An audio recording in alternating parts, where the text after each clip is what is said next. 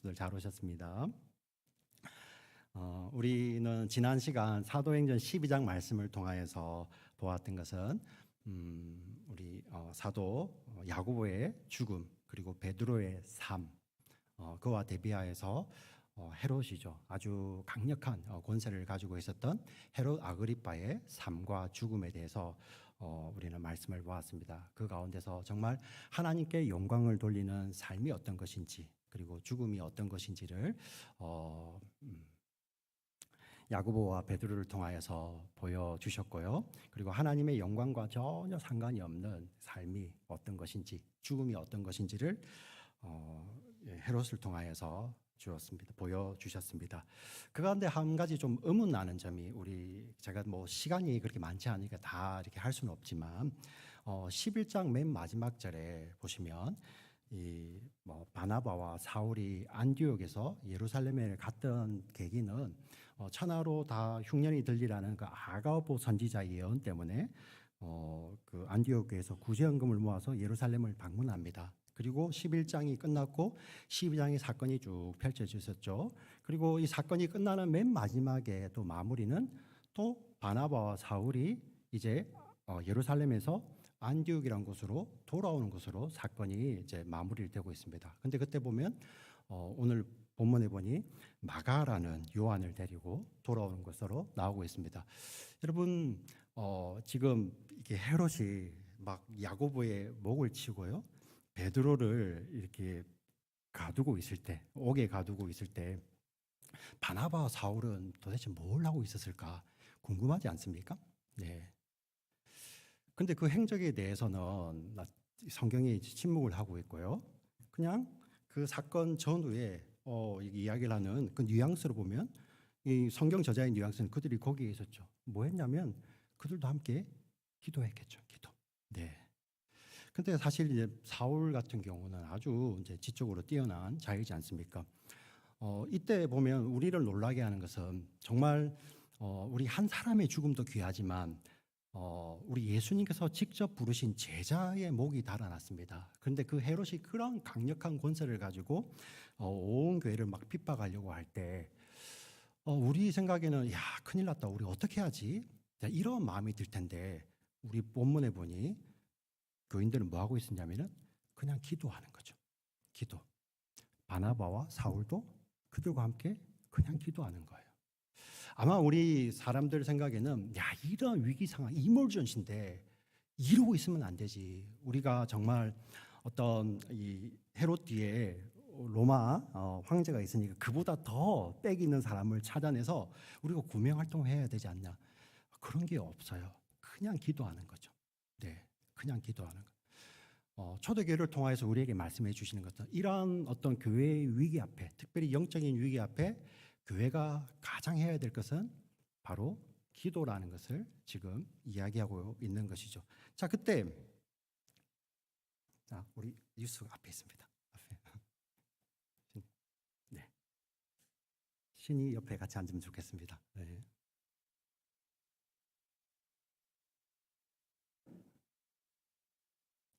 오늘 우리 유수가 함께 예배를 드립니다. 네. 제가 갑자기 잊어먹었어요.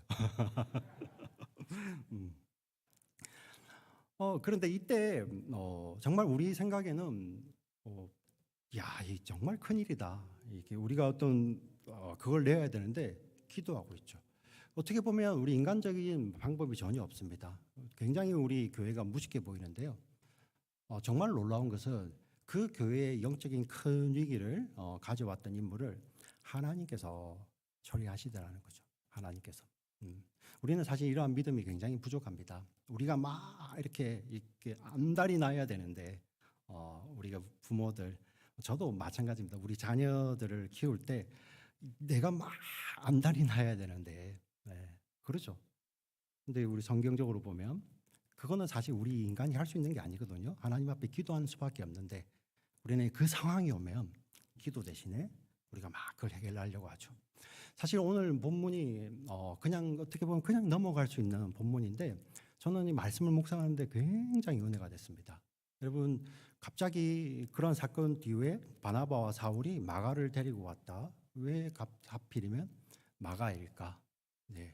저는 오늘 어린이 주일이고 유스들이 같이 예배드리기 때문에 어린이 주일에 맞는 본문을 찾아서 말씀을 전할까 하는 유혹도 있었지만 하나님께서 정말 기가 막히게 말씀을 딱 맞춰주셨어요. 야, 이것도 진짜 기적이겠구나 하고 저는 마음으로 감사함으로 말씀을 받고 준비를 하게 되었는데요.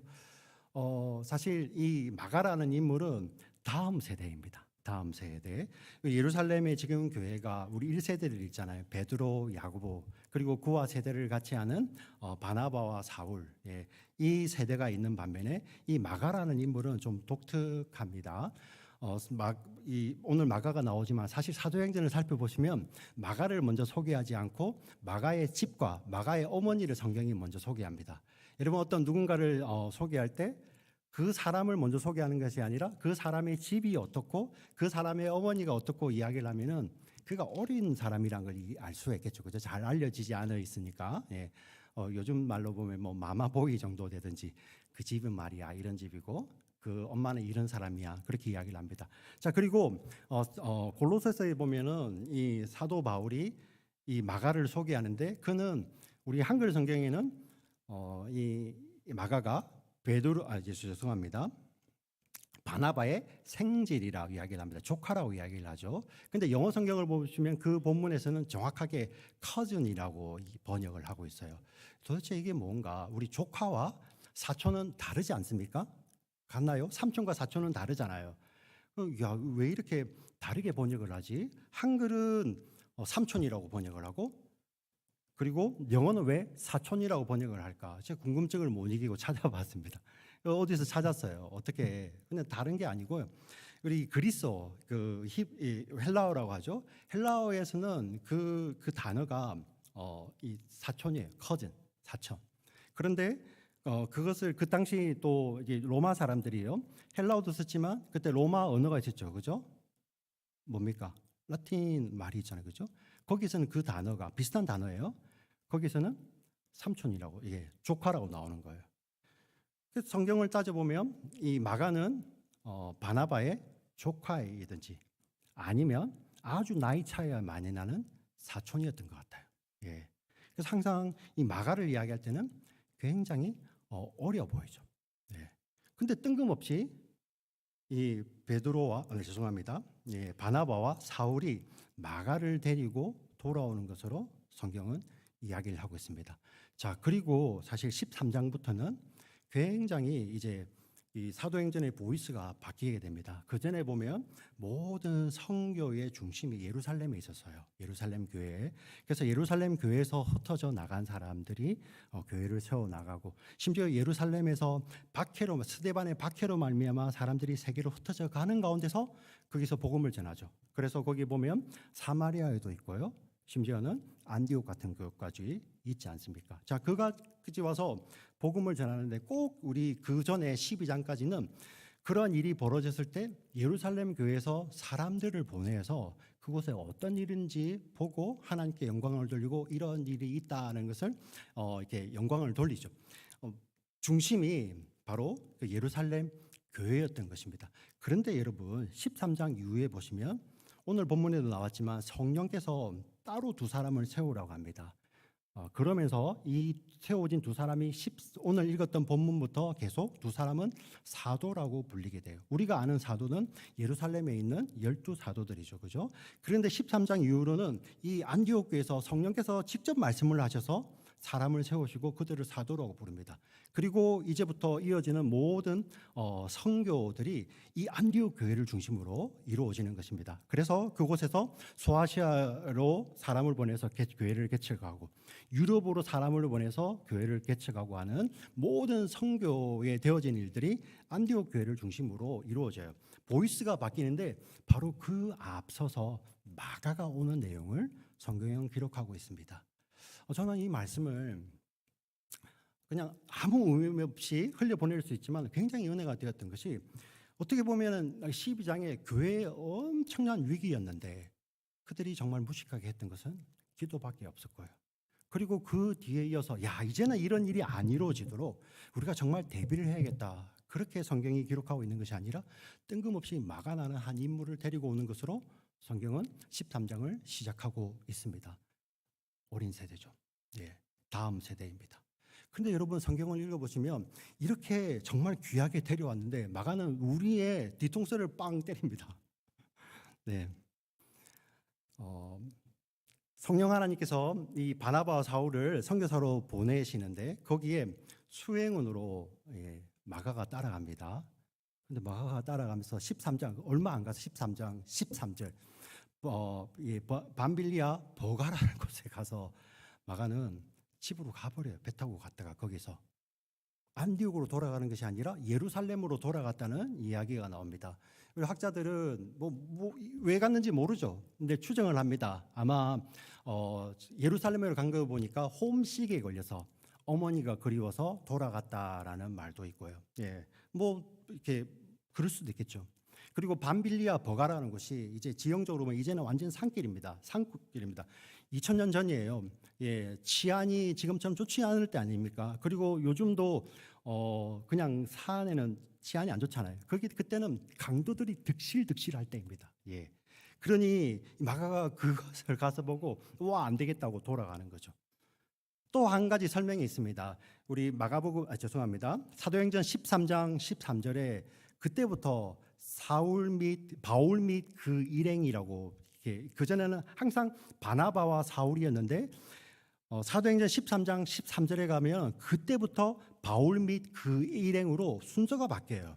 이게 뭐냐면 리더십이 바뀌는 거예요. 아까 제가 말씀드렸다시피 이 마가는 바나바의 사촌이든지 아니면 조카잖아요. 예, 바나바는 성품이 착한 사람이요 성령과 믿음이 충만한 자였습니다. 아주 유순한 자였죠. 예, 그래서 어떤 이렇게 교회 공동체에 적응하지 못하는 자들을 같이 안으로 데리고 오는 그런 아주 유순한 리더십이었습니다. 그에 비해서 사실 사도 바울의 목소리는 그의 서신서를 읽어보면은 내가 가만 안 두겠어 이런 말씀도 쓰시거든요. 근데 그 사람이 리더십이 바뀐 거예요. 13장 13절만 딱 두고 보면 이 조카 어린 마가가 그걸 못 견디는 거죠. 리더십이 바뀐 걸 보고 나는 이거 못 따라가 하면서 돌아가는 것입니다. 설명이 어느 것이 맞는지 우리는 아무도 몰라요. 천국 가봐야 알겠죠. 그런데 문제는 우리가 이 설명을 가지고 보면 아직 마가는 성숙하지 않아야죠. 예. 좀 이상하지 않습니까? 이 대전환기 가운데서 성경이 어떤 젊은 사람 한 사람을 딱 데리고 왔는데 그가 정말 엄치나 여기 가도 잘하고 막 말씀을 줄줄줄 외고 어려움이 와도 참고 인내하고 견디고 모든 사람에게 본이 되고 그에게 정말 그를 통하여서 막 복음이 막 폭발 이러면 얼마나 좋겠어요. 그런데 13장 13절에 돌아갔다. 그리고 뒤에 또 등장을 합니다. 안디옥 교회에서 이제 바울이 이렇게 이야기를 합니다. 바나바에게 우리 1차 때 가왔던 소아시아 지역 교회들 다시 한번 돌아보자. 자, 그때 이야기할 때 바나바가 이 마가도 데려가야 돼. 마가가 또 거기 와 있었던 것 같아. 예루살렘에서 어째해서 와 있는 것 같은데 바울이 노 1차 때 갔잖아. 안 돼. 그리고 그 둘은 싸워서 갈라지게 됩니다. 그리고 마가는 이 사도행전에 다시 등장하지 않습니다. 어떻게 됐을까요? 뒤에 보면 우리는 이제 다른 서신서들을 통해서 알 수 있죠. 뒤에 한참 뒤에 보면 이 바울이 마가를 이렇게 소개합니다. 나의 동력자라고 표현을 하죠. 심지어 마지막에 사도행전이 이 사도 바울이 맨 마지막으로 기록한 서신이 디모데후서입니다. 죽음을 앞두고 그래서 그때는 이 사도 바울의 육적인 어떤 정신적인 약간 약함도 드러나요. 디모데야 빨리 오라. 보고 싶다. 외투를 가지고 오라. 그 책을 가지고 오라. 하면서 하는 이야기가 마가를 데려오라. 그가 내게 유익하다라고 이야기를 합니다. 그리고 우리 사도 베드로죠. 이 베드로는 이 마가와 친인척 관계가 아닙니다. 그런데 베드로는 베드로전서에서 로마 교회에서 바벨론에 있는 교회에서 편지를 하는데 우리 교인분들뿐만 아니라 마가도 함께 여러분들에게 문안하고 있다. 어떻게 보면 이 1세대들이 돌아가시는 그 시기에 마가는 이 지역을 섬기는 어쩌긴 영적인 지도자로 막 세워지고 있는 것이죠. 그런데 그 내용을 사도행전은 하나도 기록하지 않습니다. 대신에 마가의 연약함만 다 기록하고 끝이 났죠. 저는 이게 너무 은혜가 되더라고요. 우리는 그냥 우리 막 큰 걸 하려고 하잖아요. 그죠? 막 정권을 바꾸고 막 세계를 움직이고 그런 기도도 사실 나라를 위해서 기도해야 되지만 정말 우리가 하나님 앞에 기도할 수 있는 것은 바로 우리에게 맡겨주신 한 작은 젊은 세대들을 하나님 앞에 데리고 오는 거죠. 예. 그리고 그가 사실 어떻게 살지는 아무도 모릅니다. 마가처럼 이렇게 실수할 수도 있습니다. 예. 실수하고 실패하고 주저앉고 도망갈 수도 있습니다.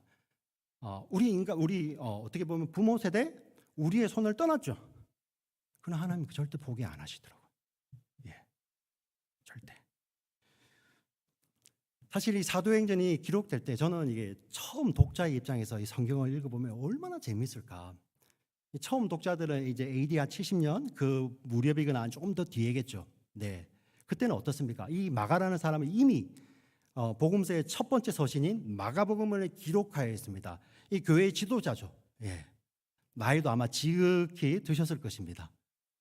근데 그분을 바라봤던 사람이 이 말씀을 읽을 때 어떻겠습니까? 뭐야?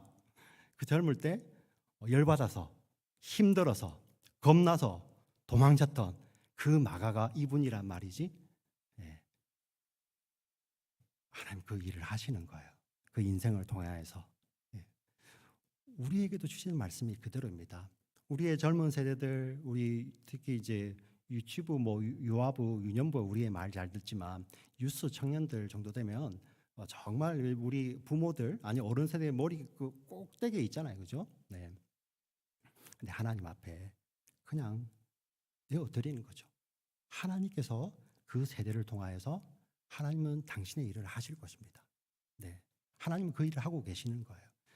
자, 새로운 세대를 이 정말 안디옥 교회 중심으로 이렇게 개편을 해서 세계 선교를 향해서 이제 성령을 보내시는데 그 가운데 왔던 그 한 젊은 인물이 실패하지만 성경의 역사는 그 실패 거기서 끝나는 것이 아니라 하나님은 그를 통하여서 역사하신다는 것입니다. 오늘 우리 예배에 나오시는 우리 유스들 그리고 졸업을 지난주에 졸업하셨던 모든 분들에게 하나님께서 새로운 일들을 여러분들을 통하여서 해나가실 때 여러분 실수할 수도 있어요. 실패할 때도 있죠. 예. 그러나 걱정 마세요. 하나님께서 부르시고 하나님께서 보내시면 책임지십니다. 할렐루야. 네. 우리 부모님들도 마찬가지입니다. 예, 마찬가지입니다. 이 세대를 통해서 하나님은 그 일을 행해 나가시죠. 그럼 우리가 할 일은 무엇이냐? 정말 세상 걱정은 하나님께 맡겨드리고 기도하는 가운데 하나님 앞에 이 젊은 세대를 계속 데리고 나오는 거죠. 네.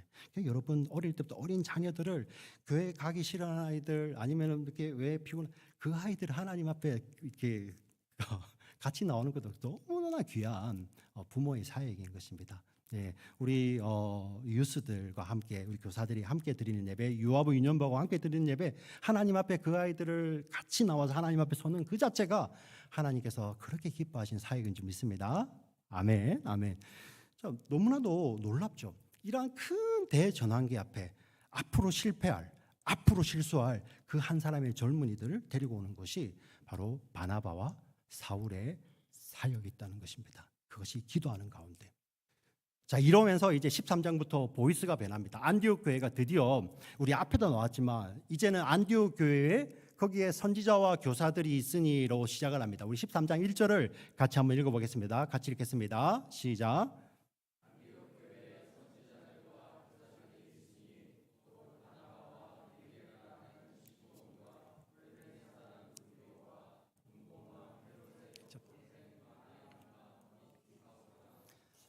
예, 안디옥 교회에 선지자들과 교사들이 있으니 사실 이 선지자들, 교사들이 정확하게 어떤 역할을 하는지 우리는 완전히는 알 수 없지만 선지자들 같은 경우는 예언하는 사람일 수 있지만 어떤 원어적 의미는 이런 의미죠. 하나님의 말씀을 그대로 막 선포하는 자들이에요.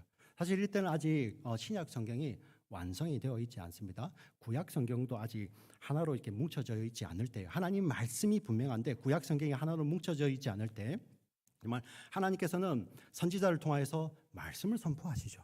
그리고 교사들은 무엇입니까? 그 말씀을 가지고 가르치는 자들이죠. 예, 하나님 말씀이 이르니 당신의 삶은 이래 해야 됩니다. 디다케 하는 그런 자들이 교사들입니다. 여기 보시면 사울 같은 경우는 이제 바울인데 뒤에 보면 훗날 그를 통하여서 적어도 13권 이상의 편지가 쓰여지죠. 하나님 말씀이 쓰여지죠. 그리고 그는 또 말씀을 가르치는 자였죠. 그는 선지자와 교사였겠죠. 근데 여기서 5명이 등장을 하는데 이 사람이 어느 사람은 선지자고 어느 사람은 교사이고 이거를 말하고 있는 게 아닌 것 같아요. 만약에 그게 중요한 거였으면 분리를 했겠죠. 근데 선지자와 교사들이 있는데 이 5명을 이야기합니다. 선지자와 교사는 영적인 자들이에요. 영적 리더들, 지도자들이죠. 자, 그러면서 5명이 있습니다. 우리는 사도행전을 쭉 따라 읽어왔으면 바나바와 사울은 어떤 사람인지 우리는 너무나도 잘 알잖아요. 그죠? 바나바도 잘 알고 사울도 잘 압니다. 근데 여기 나오는 중간에 나오는 3사람은 몰라요.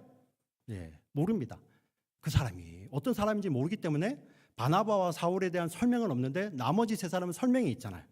그렇죠. 한 사람은 니게르라는 시므온, 한 사람은 구레네 사람 루기오, 또 한 사람은 분봉왕 헤롯의 젖동생 마나에. 앞에 설명이 붙어 있습니다.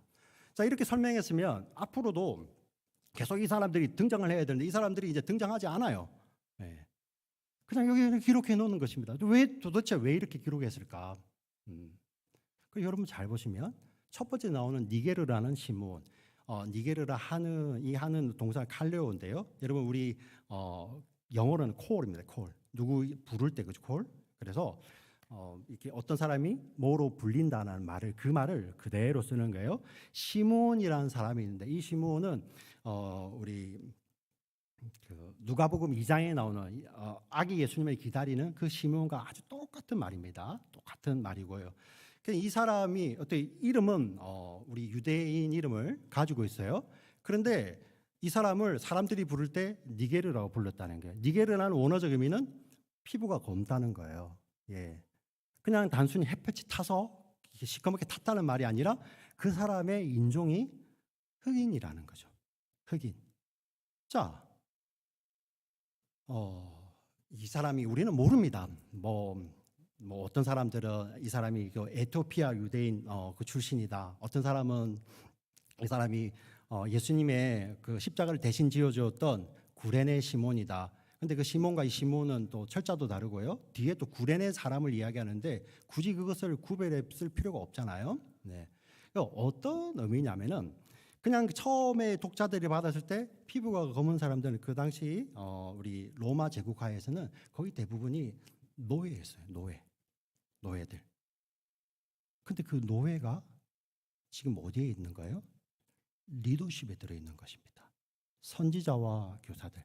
그냥 노예 출신이 우리 교회에 나왔다가 아니라 노예 출신 중 그 사람이 리더 그룹에 들어있는 거예요. 별로 안 놀라시는데요. 우리 미국이라는 나라가 굉장히 다양한 나라죠. 그렇지 않습니까? 1776년에 독립한 이후로 지금부터 약 250년 이상이 지났습니다. 그 가운데 흑인 대통령이 나오기까지는 200년 이상이 걸렸어요. 그리고 아직 아시안이 없습니다. 아직 히스패닉이 없습니다. 여러분, 아시안 대통령이 나올 것 같으세요? 안 나올 것 같으세요? 네. 제 생각에 하늘이가 가능성이 있을 것 같아요. 하늘이. 예. 예. 하고 아니면 민준이. 왜냐하면 이제 앞으로 IT나 아니면은 이렇게 법적으로 뭐 지수일 수도 있겠네. 만약에 뭐 민준이가 되든 하늘이가 되든 지수가 되든 누가 되든 대통령으로 나가면 러닝 메이트는 우리 아들을 좀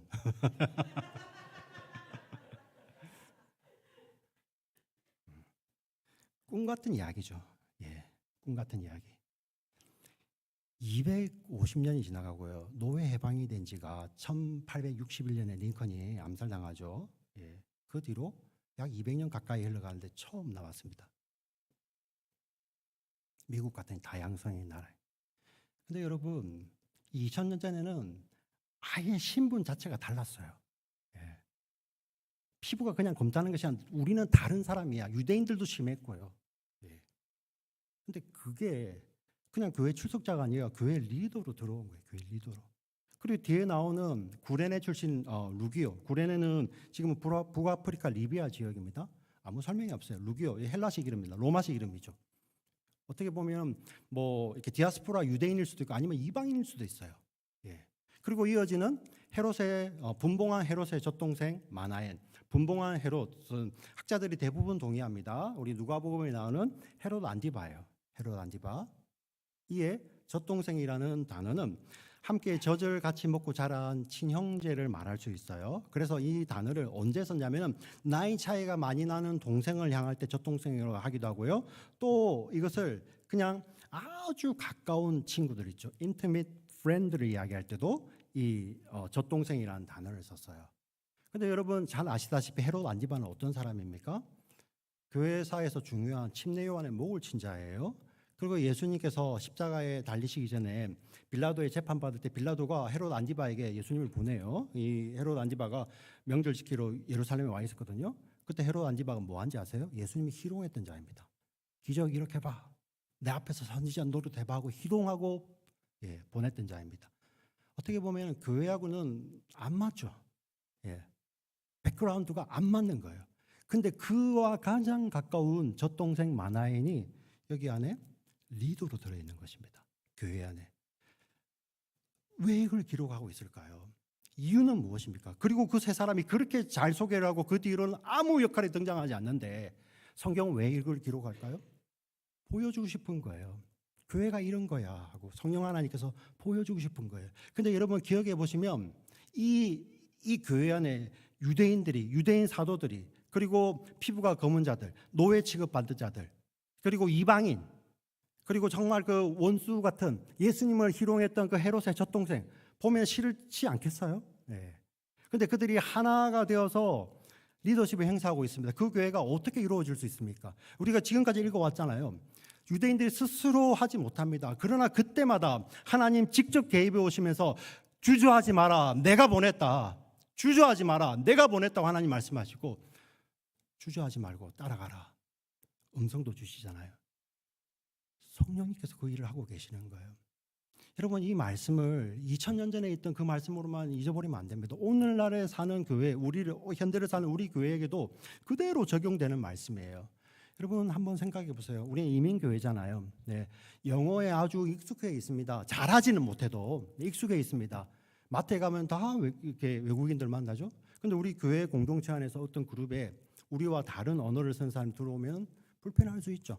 네, 영어를 잘 못하는 영어를 해야 되니까. 근데 그것 때문에 우리가 선을 그어버린다면 거기는 교회가 아닌 거예요. 교회가. 여러분 청년들 잘 들으세요. 네, 자기들 아주 가까운 사람들이 있어요. 근데 조금 문화가 다르고 생각이 다른 사람들 때문에 같이 못하겠는데? 그럼 거기는 교회 청년부가 아니에요. 한인 학생이지. 예. 잘 들으셔야 돼요. 하나님께서 이 일을 해나가시는데 저는 언어가 안 통해서 저는 문화가 달라서 저는 생각이 달라서 우리는 같이 못하겠어요. 네. 물론 사회의 효율성을 위해서 어떨 때는 불필요하지만 여기는 뭡니까? 교회 공동체 전체를 이야기하잖아요. 네. 그 교회 공동체 가운데서 성령이 이 일을 해오셔서 이렇게 교회를 쫙 펼치십니다. 우리 안에 What about us? 저는 이 말씀을 묵상하는데 우리 교회는 어떤가? 우리 목장은 어떤가? 좀 우리 청년들은 어떤가? 네. 우리 유스는 어떤가? 통역하기 불편해요. 예, 괜찮습니다. 괜찮습니다. 우리 브라더 윌이 교회를 오시는데 때로는 통역이 없을 때 묻습니다. 이해했냐고? 다 이해했다고.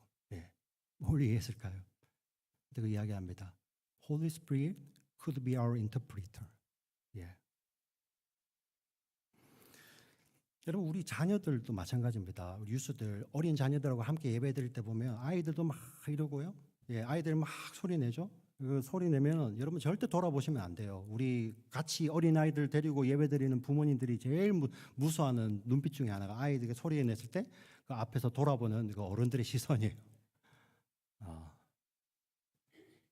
아이들 소리 내는 겁니다. 웃어야지. 거기서 이렇게 레이저를 발사하시면 거기는 교회가 아닌 거예요. 거기는 교회가. What about us? 네. What about our flock, small group? 말씀을 가지고 비춰보셔야죠. 하나님께서 엄청난 일을 행하실 텐데 예. 막 이게 함부로 막 이래 하지 않습니다. 예. 체질을 바꾸시죠. 체질을. 그리고 볼까요? 2절을 같이 읽어보겠습니다. 2절을 크게 따박따박 같이 읽어볼게요. 같이 읽습니다. 시작.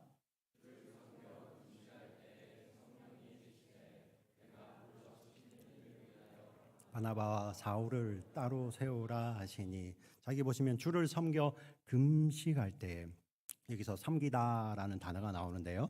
여러분 세번역 성경 같은 경우는 예배하다로 번역이 되어 있습니다. 근데 제가 한번 살펴보니까 신약 성경에 예배하다는 단어가 따로 있어요. 보편적으로 쓰는 단어가 있는데 여기서 나오는 섬기다라는 단어는 사도행전에서는 한 두세 번밖에 안 나오고 신약 전체에서도 네 번밖에 안 나옵니다. 예. 근데 왜 굳이 누가는 예배하다는 단어가 있음에도 불구하고 이 단어를 썼을까요? 근데 왜 우리는 굳이 그것을 예배로만 번역을 해서 이게 공동체, 그래서 이제 예배를 잘 드려야 된다. 우리가 예배를 모여서 잘 드려야지 하나님께서 사용하신다. 거기에만 제한할 필요가 있을까요? 물론 예배도 맞습니다. 근데 이 단어를 가지고 제가 검색을 해봤어요. 구약에는 어떻게 썼을까? 예, 우리 구약 히브리 성경을요. 그 당시 BC 한 2세기에 여러분들 잘 아신 70인역이라고 되어 있죠. 헬라어로 번역을 했는데 그 히브리 단어를 그 당시 유대인들이 헬라식으로 어떻게 생각했는지를 잘 보여주는 것이 바로 70인역입니다. 그리고 예수님 당시에는 바로 그 70인역을 성경을 썼었거든요. 70인역을 가지고 딱 검색을 해보니까 가장 많이 나오는 데가 어디냐면은 출애굽부터 시작을 합니다. 출애굽기, 민수기, 신명기에 이 단어들이 집중해서 씁니다.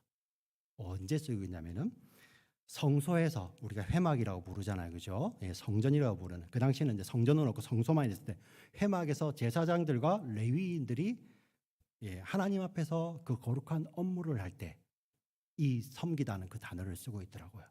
야, 참 신기하다. 자, 그리고 그것도 또 잘 보여주는 성경이 사무엘서에 가게 되면 사무엘상이라고 기록되어 있죠. 사무엘상에 딱 3번 나옵니다. 3번. 사무엘상에요.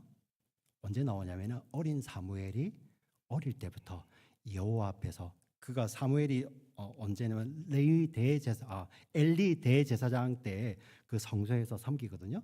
여호와 앞에서 수종 들고 섬기는 것을 딱 이 단어를 쓰고 있더라고요. 옳거니 생각을 해보니까 이 단어를 유대인들은 어떤 의미로 쓰고 있냐면은 어떤 거룩한 곳에서 어떤 거룩한 곳에서 하나님을 섬길 때 이 단어를 쓰고 있는 거예요. 근데 지금 이 시대는 이제 사도행전 때는 이미 이제 예루살렘 성전도 허물어지고요. 예수님도 성전이 아니라고 이야기를 하잖아요. 네. 그 신약에는 어떻습니까? 성전이라는 개념이 어떤 그런 건물이 아니라 그의 삶의 전 영역에서 주를 모시고 있는 모든 영역을 사실 성전이라고 거룩하다고 이야기를 하죠. 그래서 여기 보시면 주를 섬겨 주의 이름으로 행하는 그 모든 것, 특별히 거기에 공동체에 관련되는 일을 많이 하겠죠. 그리고 금식을 합니다. 우리 금식은 왜 합니까? 현대도 그렇죠. 우리 믿음의 사람들은 정말 하나님께 아뢰일 게 있을 때, 마음의 소원이 있을 때 금식하기도 하고요. 그리고 또 우리가 뭐 의학적으로나 또 육체적으로 질병이 있을 때 금식하기도 하잖아요. 필요에 따라서 하는데요. 성경에서도 사실 이제 그렇게 금식을 하지만은 그러나 공통적인 금식은 뭐냐면은 하나님 앞에 전적으로 맡기는 것이죠. 네. 하나님 앞에 절실하지만 그게 내 뜻이 아니라 정말 제가 곡기까지 끊는 것은 무엇입니까? 하나님 이거 안 해주면 절대 안 돼요가 아니라 하나님 정말 생사의 주관이 하나님께 있습니다라는 그런 고백으로 금식하는 것이죠. 네. 이 맥락이 어떻게 이어질까요? 여러분 이 안디옥 교회가 부흥하기 시작할 때 예루살렘 교회에서 바나바를 파송하죠. 첫 마디가 뭐였습니까? 와서 보고 주와 함께 머물러 있으라. 그게 영어로 뭐였죠? Stay true, remain true to the Lord.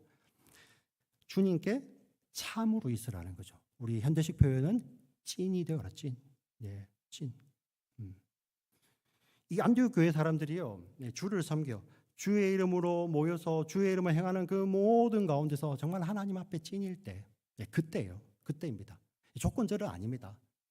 이때 하나님께서 말씀을 하시죠. 왜 그렇습니까?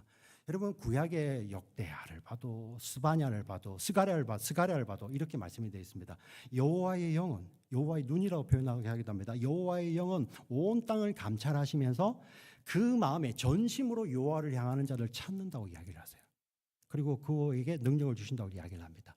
여호와의 눈은, 여호와의 영은 온 땅을 감찰하시면서 자기를 찾는 자를 찾으시죠. 예수님도 이 말씀을 하십니다. 요한복음 4장 23절에 수가성령이 와서 예수님, 유대인들은 저 예루살렘인데 우리 조상들은 그리심산에서 예배했습니다. 어느 곳에서 예배할까요? 예수님은 그 장소를 이야기하지 않습니다. 때를 이야기하죠. 예수님이 오신 그때가 되면 아버지께서는 참으로 예배하는 자를 찾으시고 신령과 영과 진리로 예배하는 자를 찾으신다 이야기를 하세요. 마지막 때 되면 아버지께 참으로 예배하며 영과 진리로 예배하는 자들. 근데 아버지는 그를 찾으신다고 이야기를 하세요. 그래서 이어지는 그 유명한 말씀이 하나님은 영이시니 예배하는 자가 신령과 진정으로, 요즘 번역으로는 영과 진리로 예배할지니라. 어떤 의미입니까? 아버지는 그렇게 찾으신다는 거예요. 정말 이 안디옥 교인처럼 하나가 되어서 삶의 전 영역에서 주님이 주인 되심을 참으로 찐으로 고백하는 그들을 하나님 찾으시는 것이죠. 그리고 성령이 말씀하십니다. 두 사람을 따로 세우라 보냅니다. 3절 읽어볼까요? 3절 같이 읽겠습니다. 3절 같이 읽겠습니다. 시작. 이에 금식하며 기도하고 두 사람에게 안수하여 보내니라. 아멘. 자, 이때부터 이제 보내심을 받았기 때문에 이 두 사람을 사도들이라고 부릅니다. 근데 금식하며 기도하고, 여기서도 같이 기도하며 금식이 있네요. 이게 뭡니까? 하나님 이거 아니면 절대 안 돼요 아니라 하나님 앞에 기도도 찐이었죠. 이거 안 해주면 저는 이제 교회 떠날게, 그게 아니라 하나님의 뜻대로 이루어 주시옵소서 하고 그렇게 금식하고 기도하며 두 사람을 안수하여 보내죠. 여기에는 정말로 어떤 무궁무진한 의미가 있지만 저희가 딱 한 가지만 우리가 가지고 갔으면 좋겠어요. 그럼 이 말씀은 오늘 우리 현대 우리 모이는 우리 교회는 어떻게 적용을 해볼 것인가? 우리가 매주일 하나님 앞에 마음을 다해 뜻을 다해 예배를 드리면 하나님께서 기뻐하시고 이 가운데서 이제 두 사람을 따로 보내실까요? 지금도 예배를 위해서 여러분들이 섬기고 계시는데 지금 또 예배부 우리 부장과 부부장 계시는데요. 오늘 예배를 이렇게 참으로 영적으로 잘 드렸고 하나님 기뻐하시니까 예배부 부장 집사님과 부부장 집사님을 저기 과테말로로 파송하라. 이렇게 우리가 적용을 해야 될까요? 물론 하나님께서 특별한 때에 특별한 사람들을 특별한 곳으로 보내십니다. 그것도 하나님의 선교죠. 근데 이 말씀이 우리 오늘을 사는 우리들에게 어떻게 적용이 될까요? 우리의 삶이 예배인 자들이 모일 때 진짜 예배를 드릴 수 있거든요. 하나님은 그런 예배를 받으십니다. 그리고 그 예배, 하나님을 그렇게 전심으로 찾는 자들을 하나님은 찾으시고요. 그 하나님 앞에 엎드려 예배하는 그 자들을 통하여서 하나님은 사람을 보내시는데 그 바나바와 사울이 우리죠, 우리. 그럼 우리는 떠나야 됩니까? 신학교를 가야 됩니까? 해외 선교사로 가야 됩니까? 그 말씀만 하는 게 아니죠. 어떤 말씀입니까? 우리 공동체가 정말 하나님만을 주로 예배하며 하나님만을 섬기기를 원하는 그 모임 가운데서 하나님께서 역사하실 때 우리가 이제 흩어질 때는 둘 다 바나바와 사울같이 우리는 세상에 어떠한 사람으로 보냄받습니까? 선교사로 보냄받죠. 그게 어떤 의미입니까? 우리는 선교적 삶을 사는 거예요. 선교적 삶을. 선교적 삶이 다른 게 아니에요. 과테말라를 가는 거, 키르기스탄을 가는 거, 이스라엘 가는 거, 그것도 선교적 삶입니다. 동시에 예배자로 모였던 자들이 하나님을 알지 못하는 자들, 예수를 알지 못하는 그 자들 가운데 가서 하나님이 나의 주인이야, 예수님이 나의 주인이야 하는 것은 삶으로 나타내는 그 모든 것이 선교적 삶이에요. 너를 보니 너의 주가 보이네? 그래서 그리스도인이라고 부르잖아요. 그런 선교적 삶을 살도록 우리를 보내십니다. 머릿속에만 머물러 있는 것이 아니라 우리의 삶 자체가 선교적으로 변하는 것이죠. 이미 하나님 그렇게 바꾸어 주셨으니까. 여러분 그렇지 않습니까? 우리의 시간이 선교적 삶을 사는 거예요. 우리의 물질이 선교적 삶을 사는 거예요. 우리의 생각하고 말하고 행동하는 것이 선교적 삶을 사는 것이죠. 이렇게 보내시는 것입니다. 오늘 같이 예배드리는 유스도 마찬가지고요. 이제 좀 있으면 우리 유아부 아이들, 유년부 아이들도 올 것입니다. 그 아이들도 예배 가운데서 받은 은혜로 선교적 삶을 사는 거예요. 예.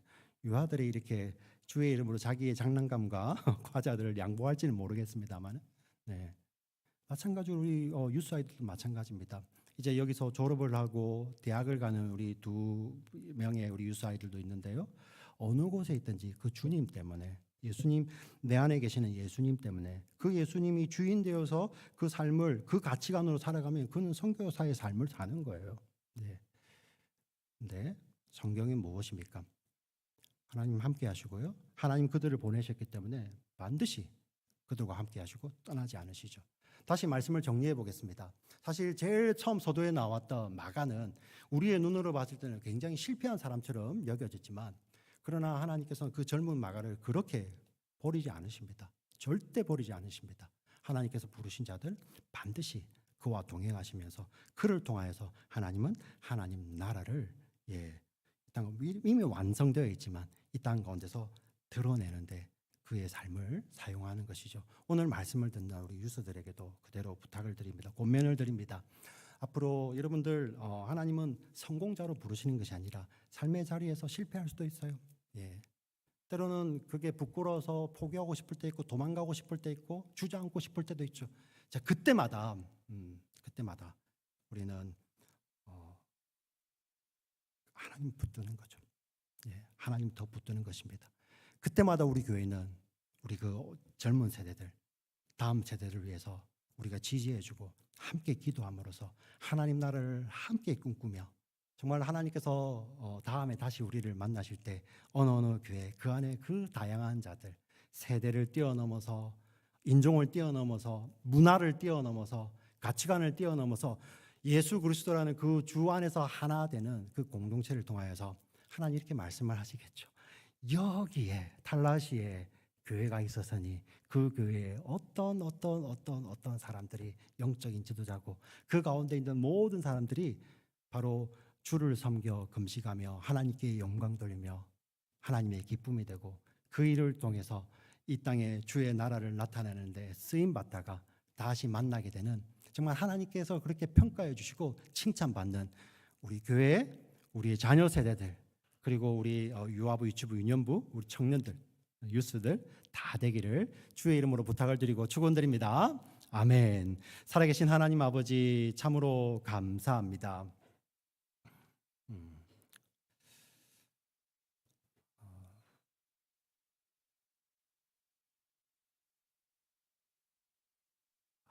주님,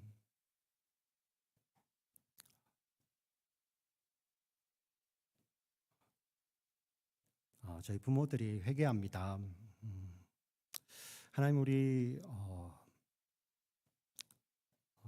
교회가 회개합니다. 우리 자녀 세대를 통하여서 성공한 자녀를 키우려고 혹시 욕심 부리지 않았는지 주님 앞에 회개합니다. 우리 자녀 세대들 주님께 다 맡겨드립니다. 주님께서 부르셨으니 주님께서 그 자녀 세대들의 아버지가 되어주시고 주가 되어주셔서 그 삶을 인도해 가실 줄 믿습니다. 우리 눈에 때로는 실수하고 또 실패하기도 하고 또 주저앉아 있는 그런 연약한 모습이 있는다 할지라도 그들을 사랑하시는 주님은 여전히 신실하시고 그들을 사랑하시는 주님은 여전히 그들을 붙들고 계시오니 주님 앞에 저희들은 거저 기도하며 정말 주를 섬겨 주님 앞에 신실하게 살아갈 때 하나님께서 이루시는 것을 저희들 믿는 믿음의 어른들, 믿음의 교회들 되게 하여 주시고 우리 어린 자녀들에게 또 우리 유스들에게 정말 우리 믿음 안에서 달라지 않은 침례교회가 신실한 모교회가 될 수 있도록 하나님 우리 교회를 지켜주시고 이 말씀을 주님 오시는 그날까지 말씀을 붙들고 주님 오시는 그날까지 우리 자녀 세대들에게 말씀을 가르치고 주님 오시는 그날까지 이 지역에서 또 이 지역을 뛰어넘어 온 땅끝까지 이르러 주의 말씀을 증거하는 우리 사랑하는 교회 될 수 있도록 하나님 축복하시고 인도하여 주시옵소서. 살아계신 우리 구주 예수 그리스도의 이름으로 기도드립니다. 아멘.